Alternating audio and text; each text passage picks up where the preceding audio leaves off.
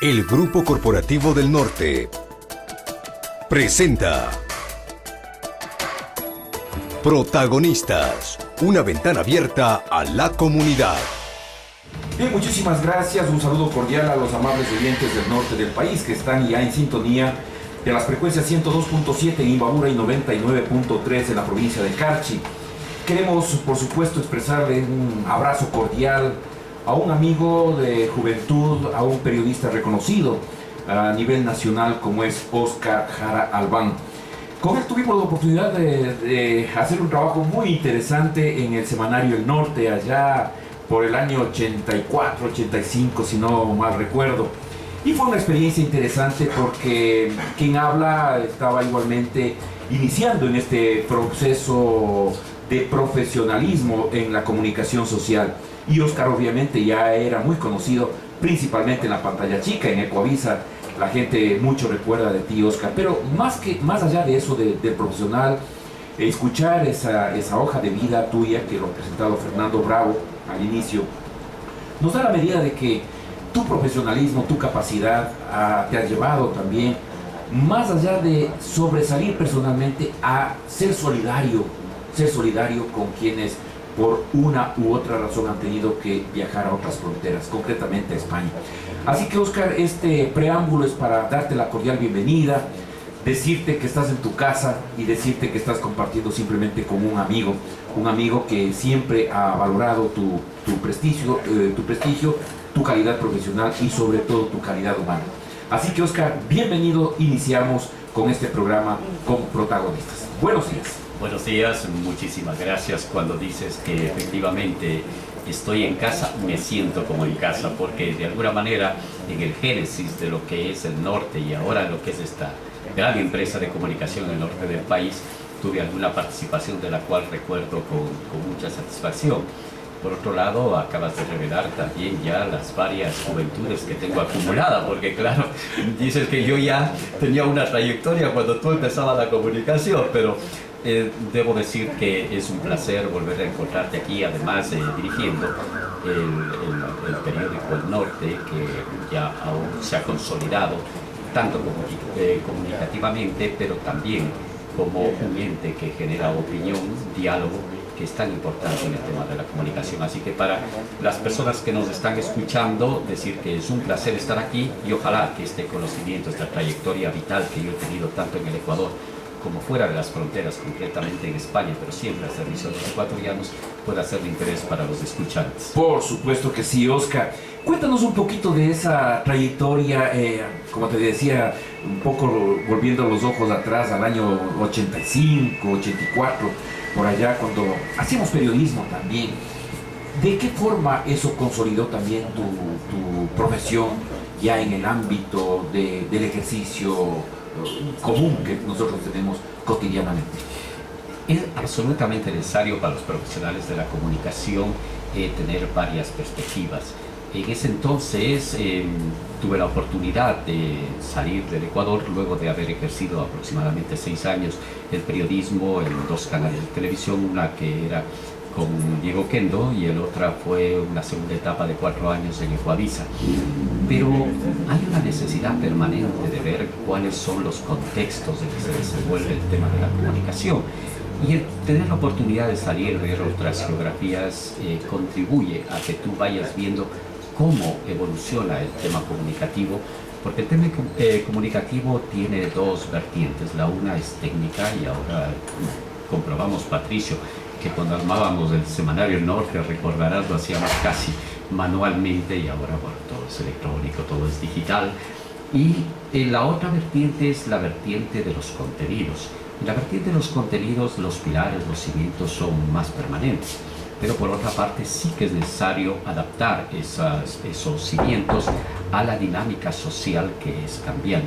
Por lo tanto, el tema de la comunicación es un reto, un desafío muy bonito en el cual hay una complejidad y los profesionales de la comunicación permanentemente estamos viendo cómo mantener ese servicio, porque la comunicación no es que sea como cualquier otra actividad, es un servicio público, pero cómo mantener ese servicio público desde la dimensión profesional. porque en la comunicación tenemos que ver que al menos se contemplan tres dimensiones. La una es la empresarial, ¿no? La otra es la profesional, de la cual tú y yo somos parte, y la otra es el público. Por lo cual, si nosotros que estamos justo articulando entre la dimensión empresarial y el público, no estamos formados, no nos capacitamos, no entendemos cuál es el contexto y el momento social que vivimos, difícilmente podremos cumplir la tarea que nos ha encomendado profesionalmente. En ese sentido, yo he tenido la suerte de poder vivir varias generaciones de periodistas. El hecho personal de haberme ido a España, sin duda alguna, me dio a mí otro horizonte, otra vertiente. Pero lo que también debo decir es que al retornar aquí a España y encontrarte a ti y a otros colegas profesionales de ese entonces y nuevas generaciones de profesionales, veo que se encuentran mucho mejor formados, mucho mejor adaptados en las dos vertientes, en la técnica, en la ética y en lo de los contenidos. Correcto. Tú hablas de los contextos, Oscar. La ley de comunicación, y te lo pregunto como periodista y como ecuatoriano, de alguna forma sí valió, sirvió para un poco ir viendo nuevas perspectivas a futuro de lo que es el ejercicio profesional, o es que en algún momento esto fue una especie de freno para, por ejemplo, no sé, freno para la investigación, por ejemplo, freno para la denuncia de los actos de corrupción que lamentablemente no estamos exentos aquí en nuestro país. ¿Qué crees? ¿Valió la pena tener una ley como la que tenemos?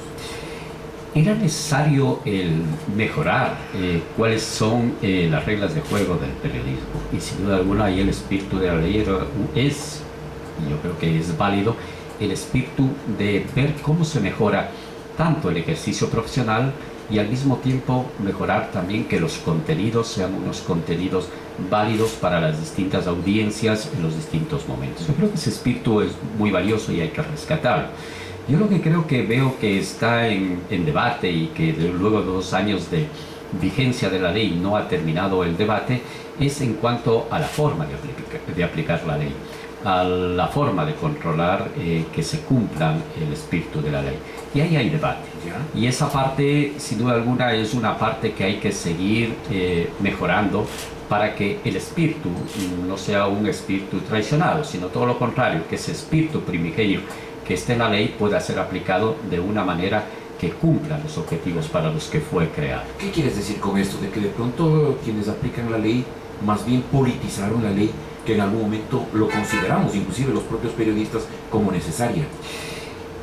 En lo que se refiere ya a la ejecución y a la puesta en práctica de la ley, siempre hay como una traducción entre lo que se pone en el papel y cómo esta parte de la realidad se va cristalizando. Y en ese momento, y especialmente cuando hay temas políticos, y lo estamos viendo no solamente en el tema de comunicación, sino en otros contextos que estamos viviendo, se genera un conflicto. Y ese conflicto hay que aceptarlo como un conflicto inherente a las personas y a las sociedades. Es imposible evitar el conflicto. ¿Por qué es imposible evitar el conflicto?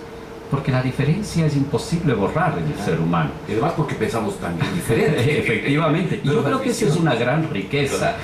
Lo grave sería una uniformidad de pensamiento único, ¿no? Entonces hay una gran riqueza en que haya diferencias.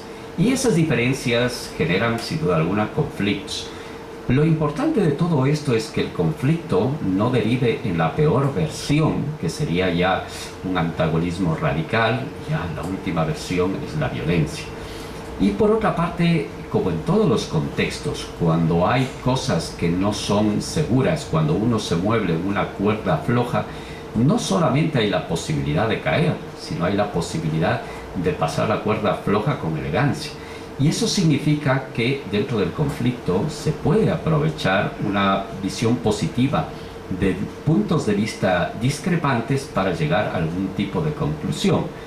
En ese sentido, cuando tú me preguntas si ha politizado, si ha radicalizado, probablemente hay una necesidad de hacer un acopio para saber qué de toda la ley ha funcionado con una evaluación muy objetiva, saber qué de ese espíritu no se ha cristalizado o se ha interpretado de una manera que no era la originaria y que por lo tanto se necesita nuevamente el poder evaluar, redirigir si fuera del caso y fortalecer aquellas cosas que han funcionado. ¿Tú ves la posibilidad entonces de que la ley de comunicación, así como está planteada, requiere de reformas? Probablemente se requiera de reformas, pero esas reformas ojalá que salgan de un contexto en el cual haya participación de varios afluentes. No se puede negar, Patricio, que hay cosas que han servido. Yo cuando veo contenidos en los cuales, por ejemplo, todo el tema de poder minusvalorar el tema de los negros, de los montubios, de los indígenas, o aquellos programas que hacían burla de algunas identidades nuestras, eso ha mejorado y era absolutamente necesario hacerlo, ¿no? Entonces, por ejemplo, hay cosas que sí han funcionado y que son coherentes con el espíritu, ¿no? Y en aquellas otras cosas que son conflictivas se necesita dialogar para buscar un mínimo razonable de consenso para que la ley pueda cumplir ese espíritu, pero al mismo tiempo también permita el ejercicio profesional. Pero en este sentido creo que estamos en la obligación de aportar para que sea la oportunidad de mejorar lo que ya se tiene y no sea, digamos, el momento de radicalizar aún más y de esta manera que el espíritu se vuelva todavía más lejano al espíritu originario de la ley, que creo que como periodistas compartimos que sí se necesita tener por lo menos unas reglas de funcionamiento, pero que el periodismo necesita de cauces de libertad para cumplir su función. Entonces, en ese sentido, yo creo que debemos nosotros abonar para buscar ese diálogo dentro de lo que es el conflicto, para que el conflicto no se convierta en una brecha inseparable entre lo que es el ejercicio de la ley, lo que es la organización acerca de cómo debe cumplirse esa ley y el ejercicio profesional de quienes hacemos la comunicación. Cuéntame un poquito, Oscar, tú como periodista y como ecuatoriano no has estado desvinculado de una realidad nacional, pero quiero saber cómo es en España, donde tú has pasado un gran espacio de tu vida viviendo, siendo maestro, siendo catedrático universitario y haciendo también comunicación. ¿Ahí hay estos controles?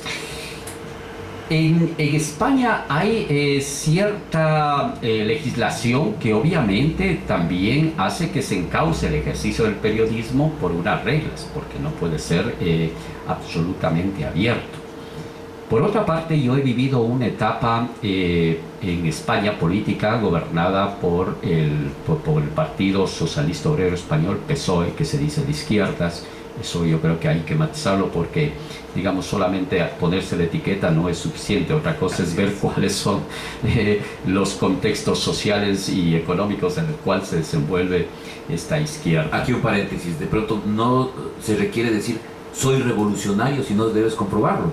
Y yo creo que todas las etiquetas, y no solamente el revolucionario, si te refieres al tema de la revolución ciudadana, que es ahora la bandera con la cual el actual gobierno lo dice, pero las derechas, también las izquierdas suelen ponerse etiquetas que efectivamente tienen que ser coherentes entre lo que dice que son y lo que son. Entonces yo creo que en eso es importante. Entonces, volviendo al tema del Partido Socialista Obrero Español, tenía un membrete de izquierdas en el cual había una cierta actividad social que era tradicionalmente la que se reivindicaba de la izquierda, pero había una gestión económica absolutamente de derecha. O sea que tú no podrías distinguir si es que el Partido Popular, que es la derecha que se autodenominaba derecha pura y dura, y lo que hacía el Partido Socialista Obrero Español en España. Las diferencias eran tan pequeñas en temas económicos que uno decía, bueno, ¿quién es quién? Pero sí, en algunos otros temas sociales probablemente había una mayor diversidad. Pero bueno, yo viví esta parte del Partido Socialista Obrero Español y he vivido muchos años y he sufrido también esta parte del Partido Popular, que es una derecha bastante intransigente en España. Y en ese tema, los temas de comunicación han sido unos temas que también han estado acorralados. El interés político de quien en este momento esté en el gobierno, sea PSOE o sea PP, ha llevado que los medios de comunicación se vean los que son opositores más cercados que los que son afines. Ahora bien, lo que sí hay en España es la posibilidad de elegir entre las diferentes opciones comunicativas que se presentan. Porque la objetividad es una quimera, o sea, quien proclama la objetividad y la asepsia está en otro planeta fuera de la galaxia, totalmente, ¿no? Totalmente. Pero en cuanto a la posibilidad tú de elegir el menú que quieres de la oferta informativa que existe en España, hay una variedad. Y nosotros lo que sí estamos permanentemente exigiendo es que las claves editoriales de la distinta oferta comunicativa que hay en España sean unas claves claras, que nos digan cuáles son sus principios editoriales. Entonces, quien compra el ABC o La Razón, que son los periódicos de extrema derecha, saben que van a leer cosas de extrema derecha, y quien compra El País está en una situación intermedia, y hay otros periódicos que tienen una versión de izquierda. Entonces, igual sucede con las radios, y quizás el problema más grave es con la televisión, que además es un medio muy influyente. Pero en esa posibilidad es necesario que los principios editoriales estén claros para que el público que elija, sintonice, compre un periódico o lo lea a través de internet, sepa exactamente qué está leyendo y cuáles son los principios inspiradores de los cuales se va a hacer toda la producción periodística. Las reglas muy claras en ese sentido, No Oscar. muy claras, pero sí bastante claras para poder hacer esta elección. Yo mismo, que he sido representante, como se decía en la introducción, de la Secretaría Nacional del Migrante, por lo tanto con una responsabilidad pública sobre el tema de la migración ecuatoriana que vivía en España, además que la población ecuatoriana llegó a ser la tercera población más importante en España, luego de los marroquíes y luego de los rumanos. Los rumanos, al ser parte de la Unión Europea, comenzaron a crecer mucho, pero era la primera nacionalidad latinoamericana que existía. Entonces, por ejemplo, todo el tema de la migración, que es un tema muy sensible en España y de una necesidad de toma de política pública importante en España, tenía poquísimo espacio. Y a mí, como periodista y como representante nacional, a mí me tocó bregar mucho en los medios de comunicación para que se vean cuáles son las características que tenía la población migrante en general y la población migrante ecuatoriana en particular. Y los medios de comunicación eran muy reacios. Nosotros ahí bregamos mucho porque lo que salía en los medios de comunicación sobre el tema de la migración era aquello que tenía relación con el tema de sucesos, de delincuencia, el tema de irregularidad, ilegalidad, sin papeles. Estas eran las cosas que salían en los medios de comunicación. Pero todo aquello que era positivo de la migración en España, que era mucho y abundante, por eso se abrieron las puertas a tantísima gente, que entren casi 4 millones de migrantes en un quinquenio, es una cosa impresionante, que no pasó en ningún otro país de Europa. Pero en España pasó por su necesidad que tenía de mano de obra, y de mano de obra no siempre descualificada, aunque mayoritariamente les encausaban a trabajos precarios. Entonces, como ves, el tema de la comunicación y los problemas sociales dependen mucho de la visión que quieran darse los medios de comunicación, y en el caso de mi experiencia en España relacionado con el tema de la migración, es un tema que tenía muy poco espacio, a no ser que sea un escándalo que afectaba negativamente a la población migrante. Tú ya hablaste del tema de los migrantes de alguna forma, vamos a hacer referencia en la segunda media hora de esta entrevista interesante con Oscar Jara Alba, pero no quiero dejar pasar el tema de su conocimiento profesional en la comunicación y en el periodismo. Los medios públicos, llamados así, ¿están cumpliendo la función? Tú estás un año acá, supongo que estabas vinculado también de alguna forma en representación del gobierno nacional desde la Secretaría del Migrante, y podrías darte cuenta qué papel están funcionando, qué papel están haciendo los medios públicos del Ecuador. La necesidad de un país de que existan medios públicos es importante. Nosotros en la historia de nuestro país no hemos tenido medios públicos. Yo cuando trabajaba en la televisión en los años 80, pues todas las televisiones, todas las estaciones de televisión, los periódicos eran privados. Y en ese entonces nosotros preguntábamos, ¿por qué no hay una radio pública? Porque en otros países, especialmente Estados Unidos, Canadá y en Europa, los medios públicos fueron fundacionales, es decir, existieron casi desde el principio de la historia de la televisión. Radio Televisión Española, la Radio Televisión Italiana, la BBC, etcétera, etcétera. Medios públicos muy importantes y muy potentes. Y ellos cumplen una función social importante. Porque las empresas de comunicación como tal, legítimamente, tienen un sentido no solamente de cumplir la función social. Una empresa de comunicación privada no es como una fábrica de calcetines o de textiles o de cualquier otra cosa, porque cumple una función social. Y al cumplir una función social, sin duda alguna, tiene las características más exigentes de responsabilidad acerca de la tarea que se cumple. Pero es cierto que en la empresa comunicacional también hay un legítimo interés de una supervivencia. Tiene que generar unos recursos, tiene que financiar la existencia de un staff, de talento humano, de otro tipo de necesidades tecnológicas, y por lo tanto necesita hacer una serie de programas excelentes que capten audiencia y que permitan a su vez el tener anunciadores y que financien todo este proceso comunicativo, teniendo en cuenta además la función social que cumple. Los medios públicos tradicionalmente lo que se ocupan o se ocupaban son de otros temas que dentro de la empresa comunicacional no se cumplen.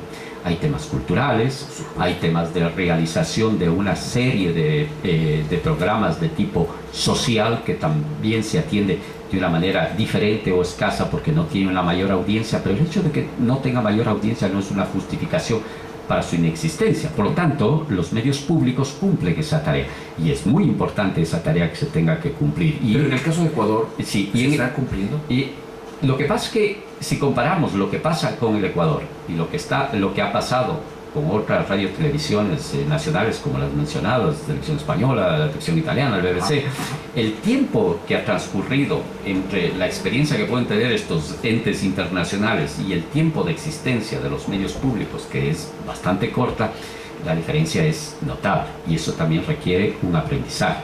Yo creo que están cumpliendo los medios públicos esta tarea. Siempre habrá un problema y supongo que tu pregunta también tiene esa connotación. Es decir, ¿hasta qué punto los medios públicos deben dedicarse exclusivamente a esto? Y hay otra parte de los medios públicos que es el tema de la información. ¿Y en qué medida los medios públicos del tema de la información lo cumplen de una manera objetiva o están al servicio de quien esté gobernando en ese momento? Este es un debate de muy antiguo y ahora que en el Ecuador tenemos una ley de comunicación que recientemente, hace 4 o 5 años, se tienen medios públicos con una programación permanente, surge esta discusión, este debate en el contexto ecuatoriano como un debate incluso novedoso por la juventud de los medios públicos en relación con los medios privados. Pero decirte que esto no es un debate nuevo, es un debate que ha existido de siempre. En la BBC, por ejemplo, el gobierno financia absolutamente todo. Bueno, financia todo a través de un impuesto, porque cada familia que tiene un televisor paga un canon. Es decir, en el Reino Unido tú tienes un televisor y automáticamente cobran un impuesto y ese impuesto sirve para financiar la BBC y la BBC hace ese tipo de programas que no son rentables, que necesitan de un presupuesto y por otra parte también hace una información que además es una información de mucho prestigio. Y sin embargo, con todo el prestigio de la BBC no está exento de que ahora que gobierna el partido que está gobernando, que es la derecha de Cameron, influye en la BBC, pero la BBC tiene este prestigio de que a pesar de que está vinculado a un gobierno es independiente. Entonces yo creo que en el Ecuador, con la existencia de los medios públicos tan jóvenes, estamos en un momento en que este debate surge, es decir, en qué medida responden a una necesidad comunicativa o en qué medida están apegados a quien esté gobernando en ese momento. No obstante, yo quiero rescatar el principio de nuestra conversación. Yo creo que es importante la oportunidad para saber qué ha funcionado, igual que en la ley de comunicación, en los medios públicos que están cumpliendo una tarea cultural y qué no está funcionando. Lo que sí yo debo pedir, y entiendo de que el tema de la política, y nosotros que somos periodistas, este tema de la actualidad, de que si los medios públicos responden una objetividad o no, es muy apasionante y que en estos micrófonos a lo mejor una declaración muy radical podría enfervecer a algunos escuchantes y probablemente a otros no ponerlos descontento. Pero yo entiendo que nuestros oyentes, los oyentes de esta prestigiosa radio, son oyentes con criterio y que valorarán una ecuanimidad, porque mi función aquí como periodista en este momento que tú me estás preguntando una opinión es ser coherente con lo que yo digo.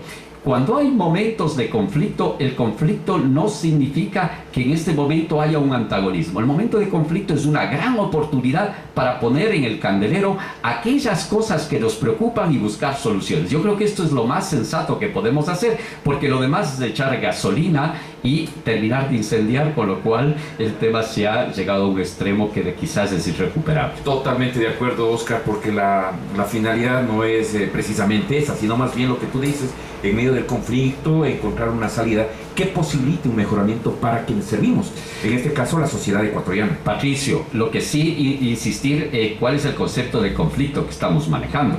Conflicto es aquella diferencia que como seres humanos y como personas que tenemos respecto de nuestra visión de la sociedad es diferente unos de otros. En determinados momentos coincidimos con una visión, una ideología, con lo que sea, y no hay conflicto. Pero si no coincidimos, hay una diferencia ahí que hay que saber gestionar.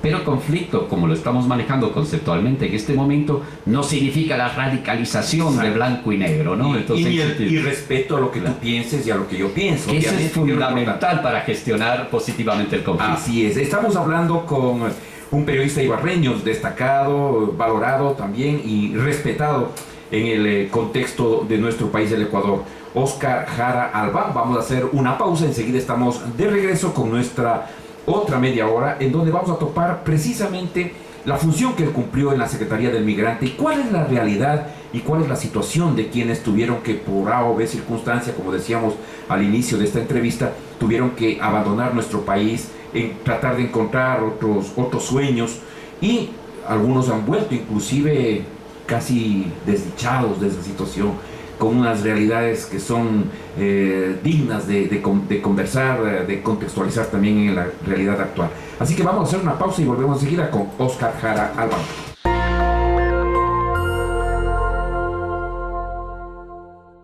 Bien, retornamos con la entrevista a Oscar Jara Albán, un amigo de este medio de comunicación, un compañero y un amigo también personal, con quien tenemos ahora la posibilidad de conocer qué es lo que sucedió en la Secretaría del Migrante del Ecuador en Europa.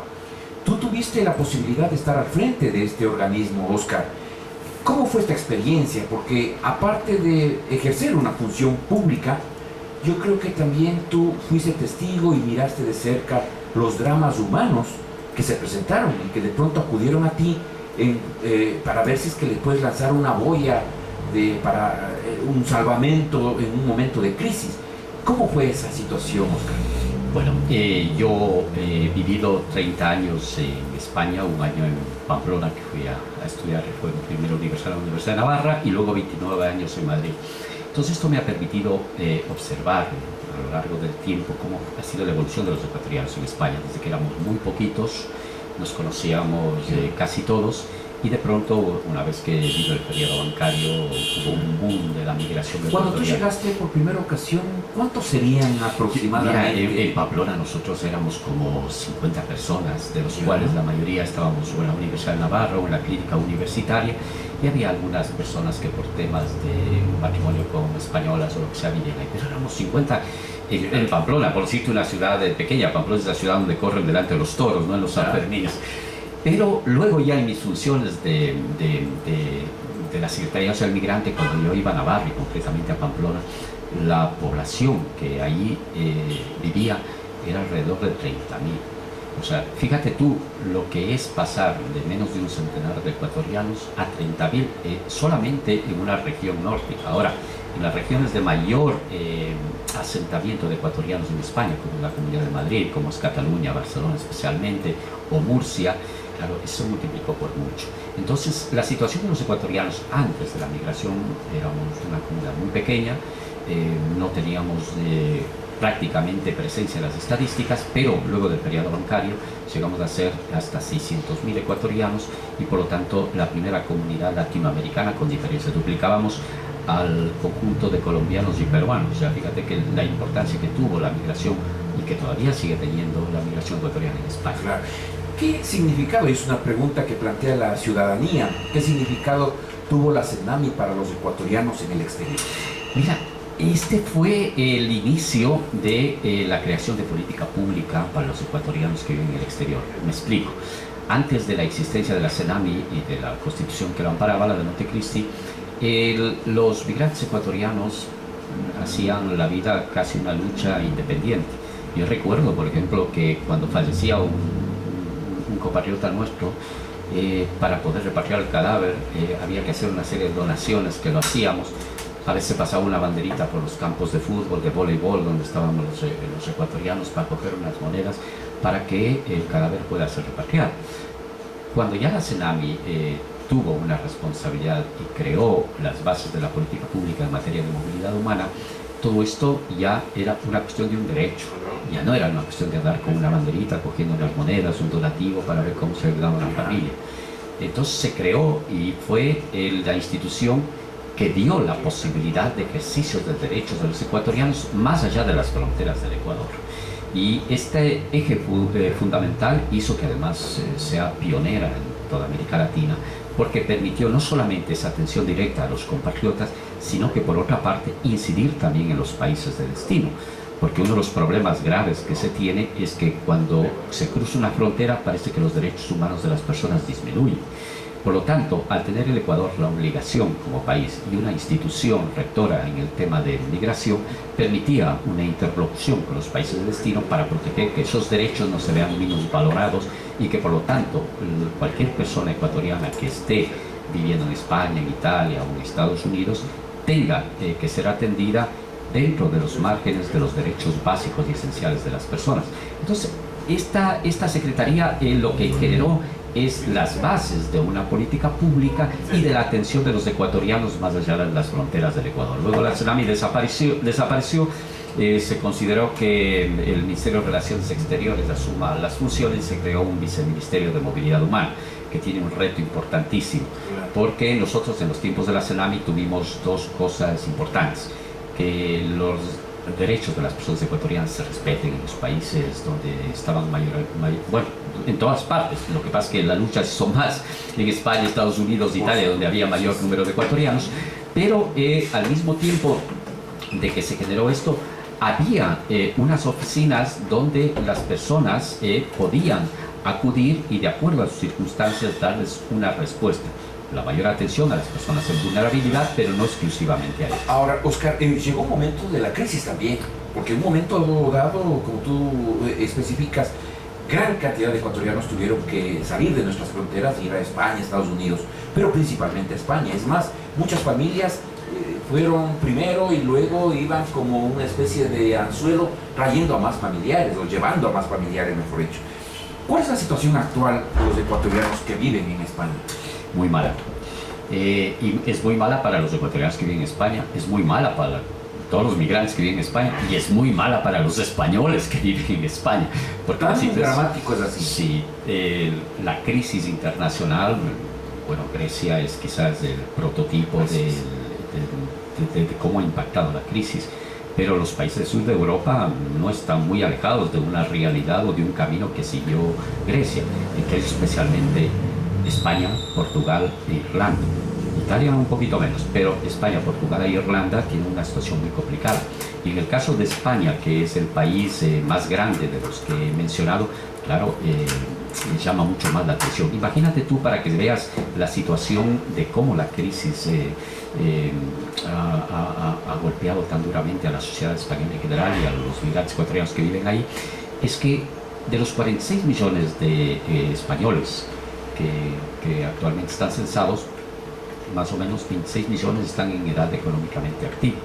Y de esos 26 millones se llegó a estar hasta 6 millones de personas en edad económicamente activa en desempleo. Más de 1 millón de familias en que todas las personas, papá, mamá y hijos en edad de trabajar, estaban desempleados. O sea, la situación es dramática. Y dentro de eso el colectivo migrante, los ecuatorianos mayoritariamente trabajaban en el tema de los hombres en la construcción, que era la industria por excelencia que necesitaban mano de obra, pero luego como se dio esto fue una burbuja que afectó luego al trabajo de las personas y también no solamente como trabajadores de la industria de la construcción, sino también como personas que compraron casas, que eso ha sido un drama que ahora no podemos hacer, le podemos revisar. Entonces, el tema de la crisis económica en España es muy grave y esto ha afectado a nuestra comunidad ecuatoriana, que no solamente ha perdido la capacidad de obtener unos recursos en España, sino que por otra parte, en este momento, ha tenido que devolver muchas de las casas que se compraron por la imposibilidad de pagar los créditos, además de unos créditos en unas condiciones difíciles, que cuando tú devuelves la casa, te dice, bueno, le aceptamos con condiciones que devuelva la casa, no todo el mundo lo acepta, pero ahora la casa vale la mitad de lo que en su momento le prestamos, así que le vamos a recibir por la mitad y la diferencia le sigue usted teniendo como deuda con nuestra institución bancaria, lo cual es absolutamente perverso. Entonces, las personas ecuatorianas que se encuentran en esta situación se encuentran ya ante un dilema muy importante: ¿qué hacemos con nuestras vidas? Y es un momento de toma de decisiones, y la toma de decisiones es muy compleja cuando estás tú al borde del abismo, porque la toma de decisiones puedes hacerlo desde una manera racional o desde una manera emocional. Es decir, la crisis fue determinante para que los ecuatorianos retornen al país. La crisis está siendo el detonante principal para plantearse la perspectiva ya de retornar, porque en todos los migrantes está en que algún momento tenemos que regresar a nuestro querido Ecuador. Sin embargo, se va alargando por circunstancias. Tú tienes escolarizado a tus hijos, has invertido ahí, hay una serie de razones que te van dejando en el tiempo, pero siempre tienes la idea de volver algún día. La crisis está siendo el detonante para que la gente tome este tipo de decisiones. Sin embargo, nosotros hemos hecho un estudio con un método científico muy exigente dentro de un proyecto europeo que se llama NOPUR, de lucha contra la pobreza, y que lidera la Universidad Autónoma de Madrid. Yo soy el encargado de hacer el trabajo de campo de esta investigación aquí en el Ecuador, porque es una investigación que se hace para los ecuatorianos que ya han retornado a la provincia de Pichincha. ¿Y por qué la provincia de Pichincha? Porque es a donde mayor número de ecuatorianos que han vivido en España regresa. Y por otra parte, esta investigación también se hace al mismo tiempo con los ecuatorianos que viven en la Comunidad de Madrid, que es la comunidad donde mayoritariamente residen los ecuatorianos. Más de 200.000 ecuatorianos residen en la Comunidad de Madrid. Entonces, al nosotros revisar los resultados ya preliminares que tenemos de esta encuesta, vemos que la crisis es el detonante para regresar, pero que detrás de eso también hay otros motivos, respondiendo a tu pregunta. Y los motivos más importantes que nos salen es el tema familiar. Hay algunas personas que consideran que por el tema de futuro de los hijos, por una necesidad de reagrupación familiar, por vivir una vida en familia, que quizás en el tema de la migración la familia es uno de los grandes damnificados, ya ha llegado el momento de retornar. Entonces, como ves, hay una serie de acumulaciones causales, pero la crisis sí que es el detonante, porque cuando tú ya no tienes recursos y te ves contra la espada y la pared, te planteas ya realísticamente como el momento de retornar. Ahora, Oscar, yo te planteo otra inquietud. De pronto la crisis me afectó estando en España y prefiero regresar a mi país, por donde, como decimos nosotros, por lo menos vamos a encontrar un plato de comida. Pero, ¿cuál es la situación de los retornados, en cambio, que vienen de una crisis y de pronto caen en otra crisis? Porque aquí no es que está a la orden del día los empleos ni las fuentes de trabajo. Es el gran problema. Te decíamos que cuando revisamos los resultados de la investigación que acabamos de hacer, sí hay algunas sorpresas. Por ejemplo, más del 50% de los ecuatorianos que viven en España hemos obtenido la doble nacionalidad. Es decir, seguimos siendo ecuatorianos, pero hemos obtenido también la nacionalidad española. Y quienes han obtenido la nacionalidad española son más propensos a retornar. ¿Por qué razón? Quizás por lo que tú dices. Porque cuando tú tienes la nacionalidad española, tú regresas y si las cosas no te van bien en el Ecuador, tienes la opción de volver a España o a algún otro país de la Unión Europea. Entonces, este es un determinante, el tener la nacionalidad, los papeles en regla, para volver, para intentar, para ensayar. En cambio, hemos visto, y es quizás también un poco sorpresivo, que aquellas personas que han perdido la residencia, el permiso de residencia y trabajo, porque al no tener trabajo no puedes renovar tu permiso de residencia, aquellas personas agotan todo lo que pueden, con todas las estrategias que pueden, para quedarse. Y yo creo que lo hacen por dos razones. Cuando tú no has podido renovar tu permiso de residencia porque has perdido el trabajo, quiere decir que ya no tienes recursos. Estás viviendo el día a día de una manera la más precaria que te es posible, ¿no? Entonces, el plantearte retornar tanto cuando tú migras a la isla como cuando te planteas retornar, se necesitan recursos. Las personas, aquí tengo las estadísticas, las personas que han salido del Ecuador no son ni las más pobres ni las peor preparadas. Porque para salir del Ecuador tú necesitas tener ciertos recursos, o sea, por el avión y mantenerte el primer tiempo hasta encontrar una fuente de recursos, un trabajo. Y cuando te regresas pasa lo mismo. Es decir, tú para regresar necesitas regresar con un billete de avión para tu familia y aguantar aquí, a no ser que quieras pedir pues, posada a un familiar, un hermano, un papá, pero bueno, claro, cuando llegas con una familia de 5 y eres una persona adulta, pues es muy complicado permanecer largo tiempo de posada en otro sitio. Y por otra parte, que no se me escape, decía que los que han migrado ni son los más pobres ni los peor preparados. Los datos dicen que el 66% de las personas que han salido del Ecuador como migrantes tienen educación secundaria y el 17% tienen educación universitaria. Y ahí hay otro problema que estamos teniendo tanto a la ida como a la vuelta, porque cuando las personas salieron del Ecuador, salieron con un alto margen de educación. Y esa con títulos universitarios. Incluso claro, con títulos universitarios. Y es una sobrecualificación. Pero llegas tú a España y lo que haces es trabajar en otras cosas que no tienen nada que ver con lo que te has formado, te has esforzado y has obtenido un título. ¿En qué áreas más?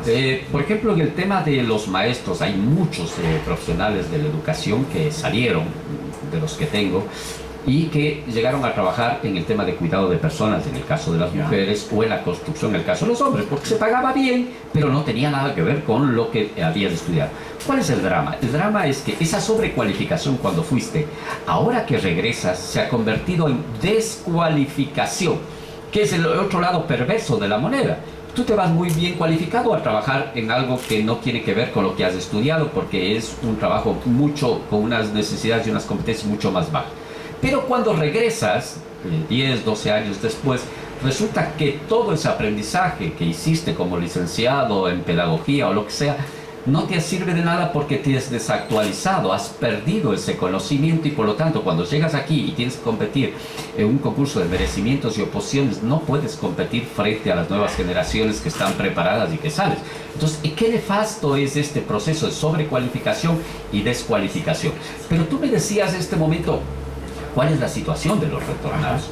Fíjate en los datos estadísticos del estudio que acabamos de obtener. Sí, el promedio de edad de las personas cuando salieron es un promedio de edad de 27 años. Las mujeres un poquito más jóvenes.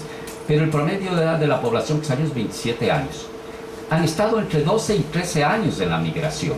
Con lo cual están retornando con una edad que bordea los 40 años.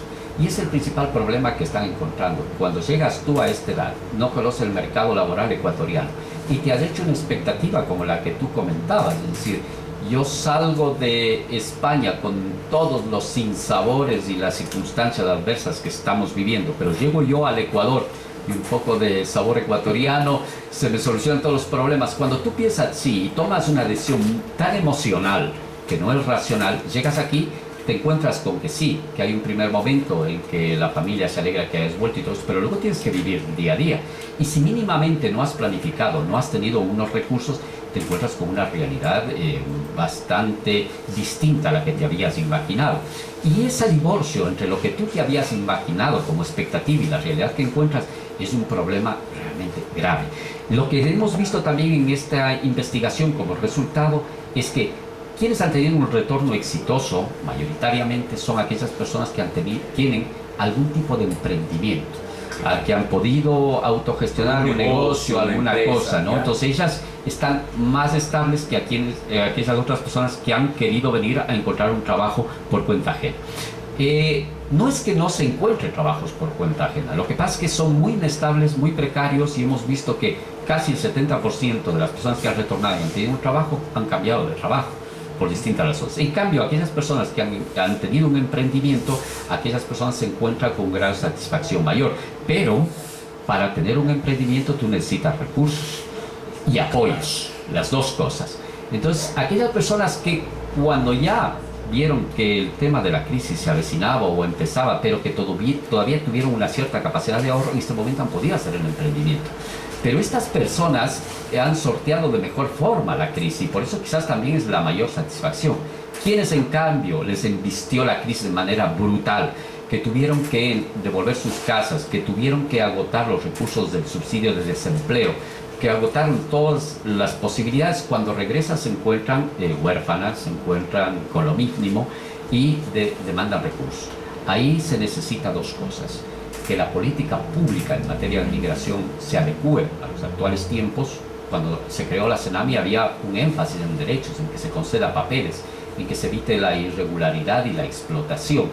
Y ahora hay otro momento, hay un momento en que el tema del retorno es un tema importante y que por lo tanto las políticas públicas tienen que estar adaptadas a este momento que se está viviendo en el tema de movilidad humana. Y esto no solamente es obligación estatal, que sí lo es, y que se tiene que dar respuesta a estas situaciones que estamos detectando en este estudio, pero también es obligación de los GATS y de los gobiernos autónomos descentralizados, y especialmente aquí en el norte, ya que estamos en una radio y un periódico que tiene influencia en el norte del país, porque sobre todo aquí en el norte del país el tema de la movilidad humana es muy importante, no solamente por las personas que migran y retornan, porque también tenemos que incluir en este tema de movilidad humana en el norte del país especialmente el tema de inmigración, especialmente la población colombiana, y el tema de refugio. Por supuesto que sí. Y para no dejar de topar un tema, mira que pronto pasa Sí. el tiempo, pero que rápido pasa el tiempo, pero yo no quiero dejar de topar el tema de la Ley Orgánica de Movilidad Humana, que acaba de presentarse justamente por parte de quienes son representantes de Europa, Asia y Oceanía ante la presidenta de la Asamblea Nacional. El propósito es establecer el marco jurídico que regule el ejercicio de los derechos y las obligaciones de las personas en diferentes situaciones de movilidad humana. Y ahí se involucran los emigrantes, los inmigrantes, los migrantes, los retornados, los refugiados, los asilados, los apátridas, las víctimas de trata y de tráfico de personas. Esta ley va a poder consolidar esa aspiración que de pronto tienen todas estas personas. Es necesaria la ley, como cuando hablábamos sobre la ley de comunicación, es decir, bien, cuando hay una norma escrita ya es exigible y se tiene una hoja de ruta que tiene que ser obligatoriamente aplicada, parece una ley orgánica. Y esta ley ha ido demorando bastante. Afortunadamente se encuentra ya puesta en discusión en la Asamblea Nacional, y esas son buenas noticias. Luego, una vez que se apruebe, viene el otro tránsito, aplicación. Es decir, lo que es el gran reto es que la ley no se quede solamente como un ente declarativo, sino cómo vamos a aplicar esto. Y esta aplicación real, esto de que involucra ciudadanía, que las personas con nombre y apellidos, más allá de las estadísticas, puedan ser beneficiarios del espíritu de la ley, es el gran reto. La buena noticia es que luego de un largo trayecto, porque está demorado muchísimo, claro, al menos ya está en la Asamblea. Ahora toca el segundo paso de ver la aprobación con los mejores aportes que sean posibles en estos debates que se aproximan, y que luego la ejecución de esa ley sea una ejecución que aborde toda la complejidad que tú acabas de redactar en este momento. No es fácil ni hay que simplificar el tema de la migración, porque tiene muchas dimensiones. El refugiado y el inmigrante colombiano tiene unas características y unas necesidades, y la sociedad nuestra tiene que ser coherente con esas necesidades, y las personas retornadas y que tienen asilo y apátridas tienen otras necesidades. Entonces, toda esa complejidad multidimensional tiene que de alguna manera traducirse en cosas reales que les beneficien a las personas. Y solamente decirte que al respecto, que es una buena noticia que la ley esté en marcha, algunas de las conclusiones que nosotros sacábamos de este estudio internacional que hemos hecho sobre las personas retornadas, se decía que la política de retorno debe estar orientada a la familia y no a los individuos. Porque quizás ahí hay un tema que es necesario señalar. Por ejemplo, cuando las personas retornan o las personas inmigran, no solamente afecta al individuo, que en primer lugar abre camino en el tema de la migración, sino ahí está involucrado el tema familiar.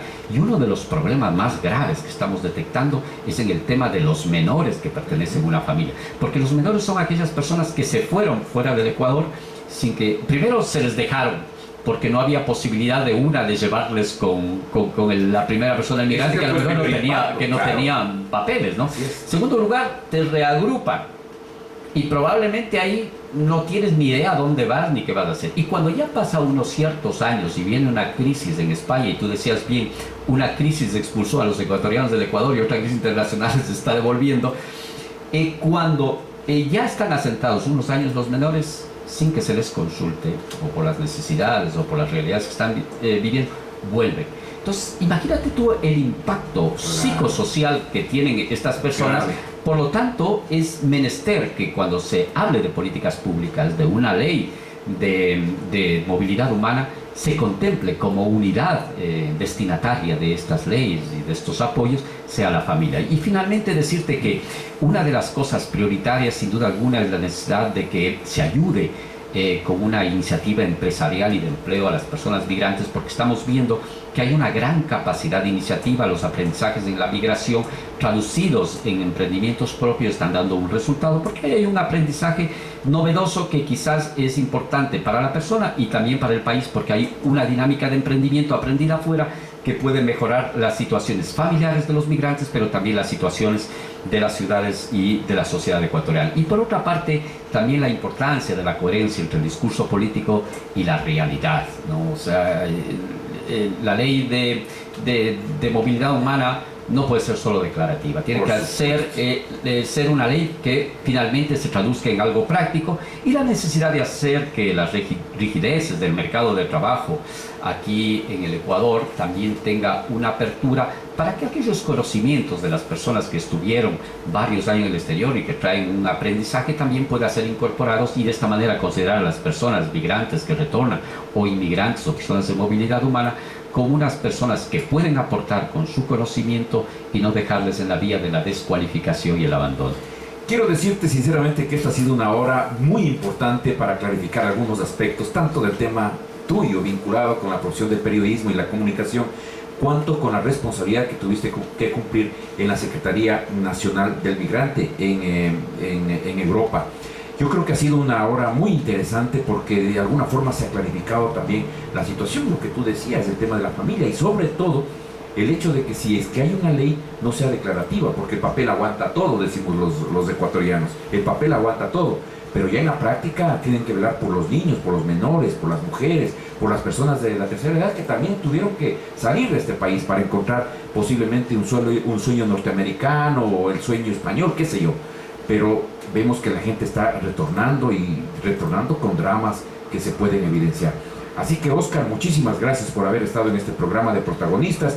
No sé, me alegró el no escucharte ninguna palabra que tenga relación con los españoles, ni majo, ni... Porque hay algunas personas que sí, en verdad, que te decía extra micrófonos, creo que se van un mes, 2 meses a España y vienen más españoles que el rey Juan Carlos. Si me permite solo un segundo, la verdad es que nunca me he olvidado de mi tierra. A mí me traiciona las redes de Ibarreño.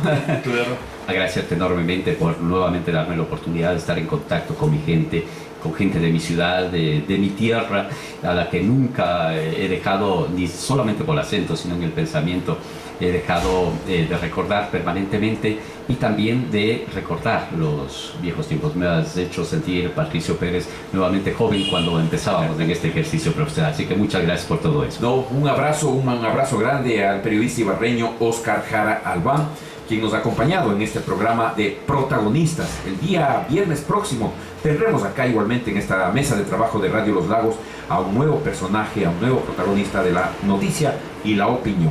Mientras tanto, que ustedes la pasen bien en este fin de semana. Muchas gracias, muy buenas tardes. El Grupo Corporativo del Norte presentó